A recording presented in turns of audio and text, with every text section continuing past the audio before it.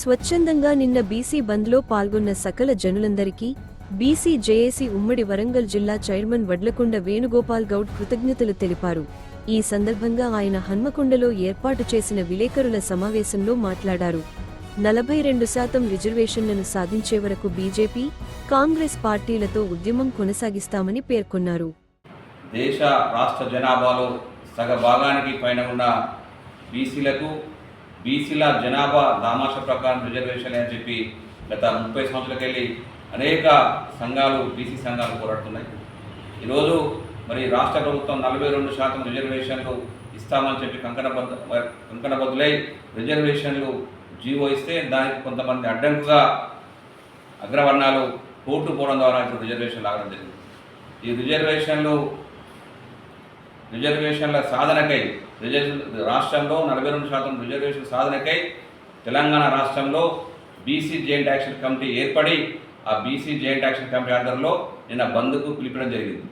Bandh for justice పేరు మీద నిన్న ఏదైతే బంద్ జరిగిందో నిన్న వరంగల్ ఉమ్మడి జిల్లా వ్యాప్తంగా BC JAC Warangal joint action committee ఆధ్వర్యంలో నిన్న బంద్ పిలిపిస్తే దాదాపు బంద్లో అన్ని రాజకీయ పార్టీలు, అన్ని ప్రజా సంఘాలు, అన్ని కుల సంఘాలు, అన్ని బీసీ సంఘాలు, అన్ని విద్యార్థి సంఘాలు అందరూ కూడా బంద్కు సహకరించినందుకు వారందరూ కూడా బీసీ జాయింట్ యాక్షన్ వరంగల్ జిల్లా కమిటీ తరఫున ప్రతి ఒక్కరికి పేరు పేరున ధన్యవాదాలు చెప్తున్నాం.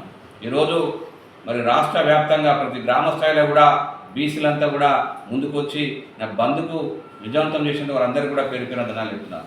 ఈరోజు మరి తెలంగాణ ఉద్యమంలో మా రాష్ట్ర సాధన కోసం మా రాష్ట్రం మాకు కావాలని చెప్పి ఎట్లయితే పోరాటం జరిగిందో బీసీలు కూడా మా వాటా ప్రకారం మాకు రిజర్వేషన్లు ఇవ్వాలి, మాకు కోటా ఇవ్వాలని చెప్పి ఈరోజు రోడ్డు మీకు వచ్చిన తరుణాన్ని చూస్తే రాబోయే రోజుల్లో ఖచ్చితంగా బీసీలు 42% కాదు 50% రిజర్వేషన్ సాధించి కూడా ప్రజలు చైతన్యవంతులయ్యారు, ముందుకు వస్తున్నారు. కాబట్టి ఖచ్చితంగా వెనుక పోయలేదు. నిన్న జరిగిన బంద్ అనేది బీసీ ఉద్యమానికి నాంది ఆరంభమే చెప్తున్నాను. ఇప్పటితోటి బీసీ ఉద్యమం ఆగదు.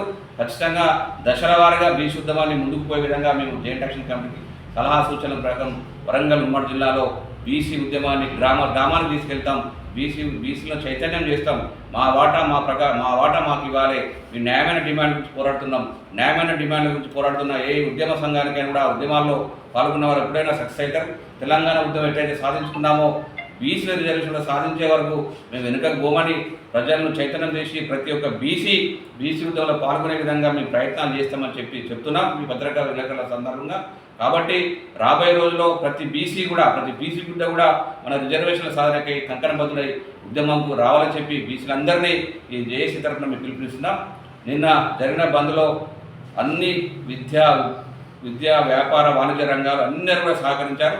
వారందరూ కూడా మరొకసారి కూడా బీసీ జాయింట్ యాక్షన్ కమిటీ పేరు పేరున ధన్యవాదాలు తెలియజేస్తున్నాను. బీసీ జేఏసీ రాష్ట్ర కమిటీ ఆదేశానుసారం తెలంగాణలో నిన్న బంద్ తలపెట్టిన సందర్భంగా ప్రజలు స్వచ్ఛందంగా అందరి సహకారంతో బంద్ విజయవంతమైంది. బంద్ విజయవంతం చేసిన పెట్రోల్ బంకు యజమానులకు, బ్యాంకులకు, విద్యా సంస్థలకు, ఆటో యూనియన్కు, ఆర్టీసీకి పేరు పేరున మాకు సహకరించిన ప్రజలందరికీ పేరు పేరున ధన్యవాదాలు తెలియజేస్తున్నాం.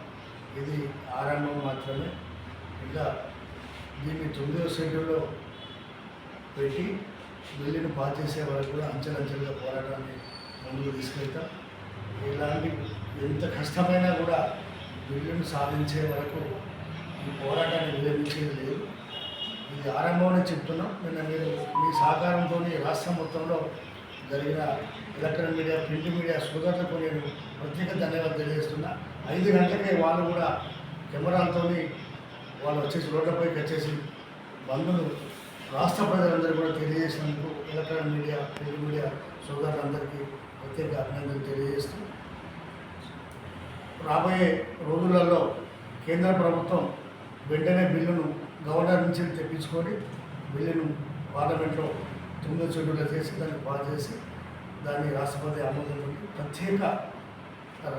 ప్రత్యేక భారత రాజ్యాంగ సవరణ చేయాలి. ఆ సవరణ ద్వారా చేసే వరకు కూడా మేము నిరంతరం పోరాటం చేస్తామని మేము తెలియజేస్తున్నాం.